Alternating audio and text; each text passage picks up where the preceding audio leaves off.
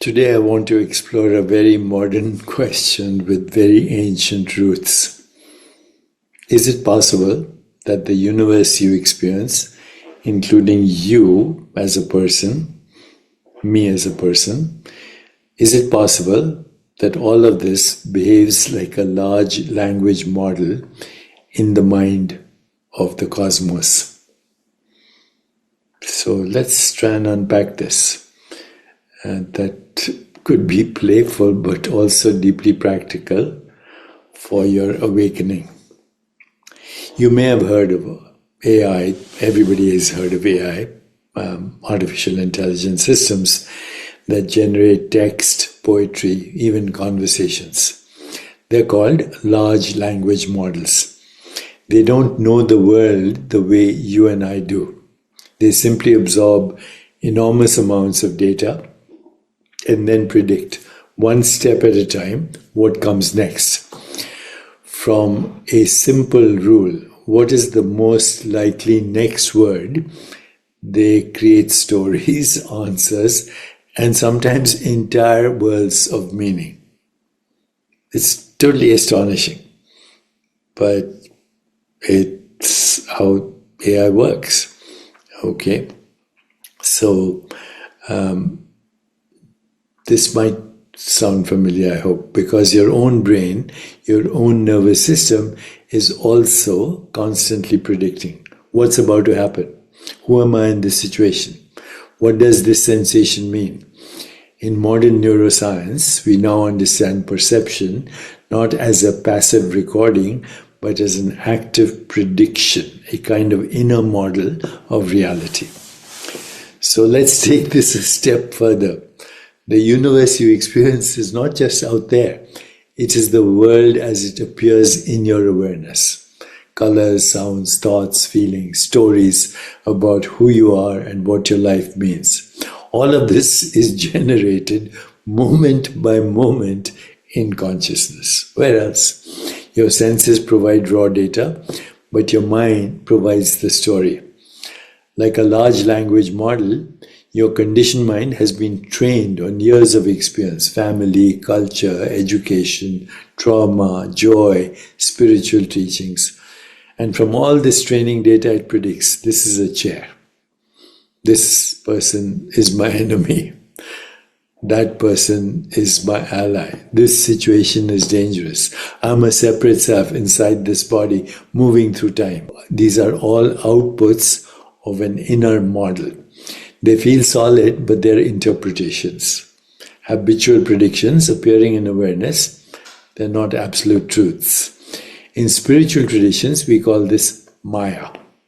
By the way, that's my next book. It's called Beyond the Matrix. The word Maya and the Matrix, same word. This is the world of names, forms, and stories that seem real, but ultimately they're constructs in consciousness. In the language of artificial intelligence, a model behaves according to the data it has seen. In the language of yoga and Vedanta, we say our lives are shaped by Saṃskāras and karma, impressions, memories, and tendencies carried across time. Both point to the same insight. What you call my personality, my reactions, even my world are expressions of conditioning. If your inner model has been trained on fear and scarcity, your universe will appear threatening and limited. If it has been trained on trust, compassion, and the direct taste of presence, your universe will reflect peace, synchronicity, and possibility.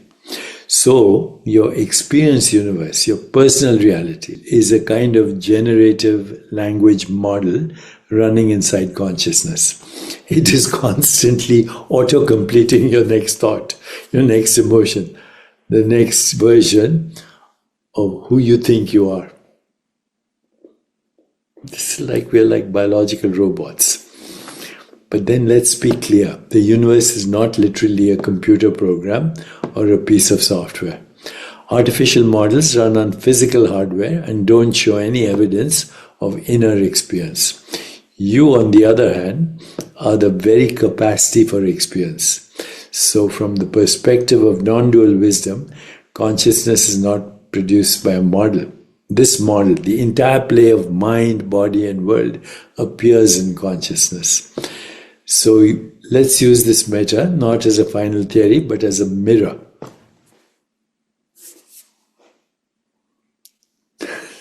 To see what you take to be fixed and solid. Me, you, the world, is actually fluid, generative, and deeply dependent on conditioning. Now the important question becomes, if my universe is being generated like a model, can I fine-tune it? Can I awaken to the fact that I'm not the model, not the story, but the awareness in which the model appears and disappears? Every spiritual practice is, in a sense, a retraining of the model. Meditation becomes habitual prediction and opens a space of pure witnessing. Compassion softens the boundaries between self and other. Contemplation deconstructs old stories, allows new possibilities to emerge. Over time, the narrative called me, the skin-encapsulated ego, squeezed into the volume of a body in the span of a lifetime, loses its grip. In that loosening, you begin to sense yourself as something much vaster. The field of awareness in which all experience, all stories, all models rise and fall. In that recognition, there is freedom. So let's end with a very simple experiment. Right now, notice the stream of thoughts in your mind. Stories about yourself, opinions about this video, sensations in your body. See if you can watch them the way you might watch the text appear on a screen. One word, one sentence, one feeling at a time. Ask yourself silently, if all of this is content changing moment by moment, what is the context that does not change? Rest just for a few breaths as that open, aware presence. No, not the model. The space in which every model appears. That presence is your true self. The universe you experience is endlessly rewriting itself there.